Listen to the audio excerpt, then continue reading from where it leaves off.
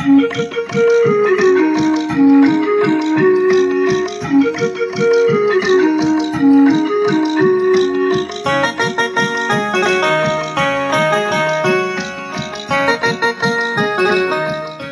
अगली आवाज देता हूँ वैभव चंद जी को। वैभव चंद जी, कि इस लम्हे को ये बात बतानी है मुझे, कि इस लम्हे को ये बात बतानी है मुझे, कि आंखों की दीवार उठानी है मुझे, कि इस लम्हे को ये बात बतानी है मुझे, इन आंखों की दीवार उठानी है मुझे। मदहोशी में है नदारत ये रात का सन्नाटा, मदहोशी में है ये नदारत ये रात का सन्नाटा, कि हर रात उसके साथ बितानी है मुझे। कि वक्त रहते एक मशवरा देता हूं तुम्हें, अपनी कहानी में चलो अब मार देता हूं तुम्हें। और रूबरू हो गए जो तुम किरदार से अपने, रूबरू हो गए जो तुम किरदार से अपने, चलो एक आखिरी इतवार देता हूं तुम्हें, चलो एक आखिरी इतवार देता हूं तुम्हें। और अगली लाइन है कि मेरे साथ रहे जो तुम तुम्हारा परछाई साथ छोड़ सकती है, मेरे साथ रहे जो तुम तुम्हारा परछाई साथ छोड़ सकती है।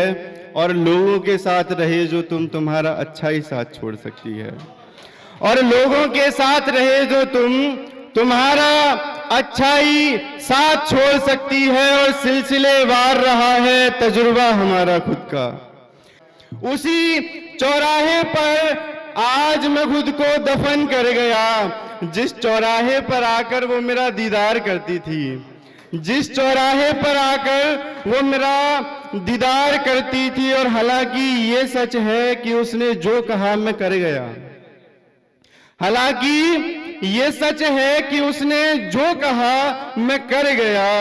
एक वो दौर था जब सारी हस्तियां मेरा कहा करती थी, एक वो दौर था जब सारी हस्तियां मेरा कहा करती थी। और रिश्तों की डोर में उलझकर मेरा किरदार मर गया। सारी जहां पे जो माताएं बहनें बैठी हैं, ये लाइनें मेरी माँ को समर्पित हैं और आप सभी लोगों को समर्पित हैं। कि रिश्तों की डोर में उलझकर मेरा किरदार मर गया।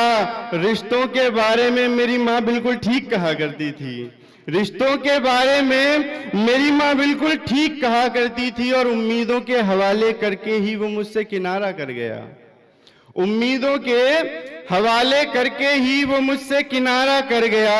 जिन उम्मीदों के सहारे मेरी सांसें रहा करती थी, जिन उम्मीदों के सहारे मेरी सांसें रहा करती थी। और अंतिम दो लाइनें कि मेरी जिंदगी की हर गजल में वो मतले तो पेश करता गया, मेरी जिंदगी की हर गजल में वो मतले तो पेश करता गया।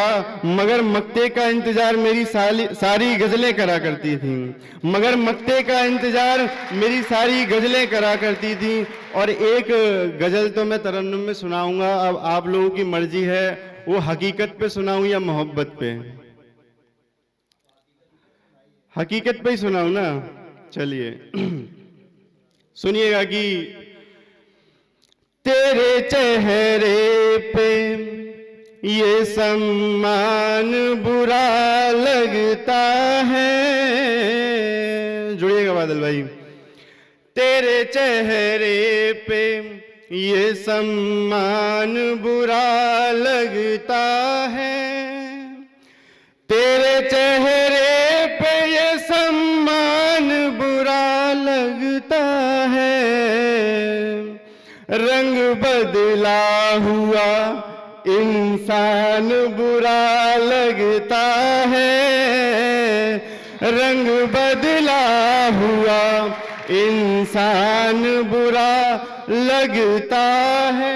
बहुत बहुत शुक्रिया। और डिटेन करा ले तो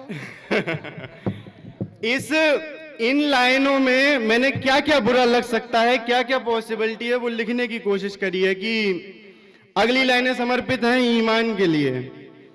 आप ईमान पे थे और आप ईमान पे थे और वहीं पर रहते,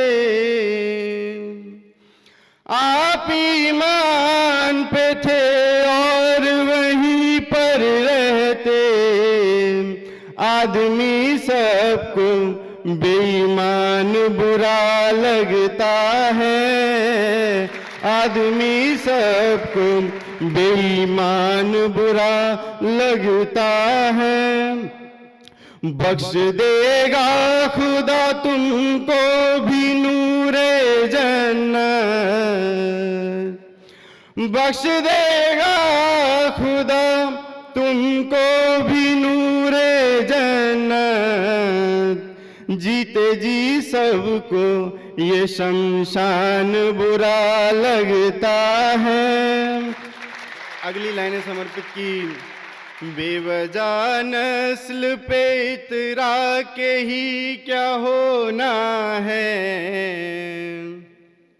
बेवजह नस्ल पे इतरा के ही क्या होना है, माटी के जिस्म पे गुमान बुरा लगता है, माटी के जिस्म पे गुमान बुरा लगता है। और एक गजल ऐसी चीज होती है जो हिंदी और उर्दू को साथ में लेके चलती है। तो अगली लाइनें गजल को समर्पित की। मेरी गजलों में हिंदी उर्दू साथ चलते हैं, मेरी गजलों में हिंदी उर्दू साथ चलते हैं, कौमें भड़काते हो श्रीमान बुरा लगता है, कौमें भड़काते हो श्रीमान बुरा लगता है। और अगली लाइनें मोहब्बत को समर्पित। जब थी आबाद मोहब्बत में गली और शहर, जब थी आबाद मोहब्बत में गली और शहर, इश्क में हम हुए कुर्बान बुरा लगता है, इश्क में हम हुए कुर्बान बुरा लगता है। और ये मिठास का दौर है कि आपके मुंह पे जितनी मिठास बोली जाए उतनी कम है। सही कह रहा हूं ना? तो अगली लाइनें मिठास को समर्पित की। चाशनी बोल रहे हो मियां तुम भी मुंह पर, चाशनी बोल रहे हो मियां तुम भी मुंह पर, ज्यादा मीठा भी तो पकवान बुरा लगता है, ज्यादा मीठा भी तो पकवान बुरा लगता है। और अंतिम दो लाइनें मैं अपने माँ बाप को समर्पित करूँगा, क्योंकि मुझे ऐसा लगता है कि घर में माँ बाप ना हो तब तक घर का घर होना बेकार है। घर में माँ बाप का साया ही घर को बुनता है, घर में माँ बाप का साया ही घर को बुनता है, बिना उनके फकत मकान बुरा लगता है, बिना उनके फकत मकान बुरा लगता है। बहुत बहुत शुक्रिया आप सब।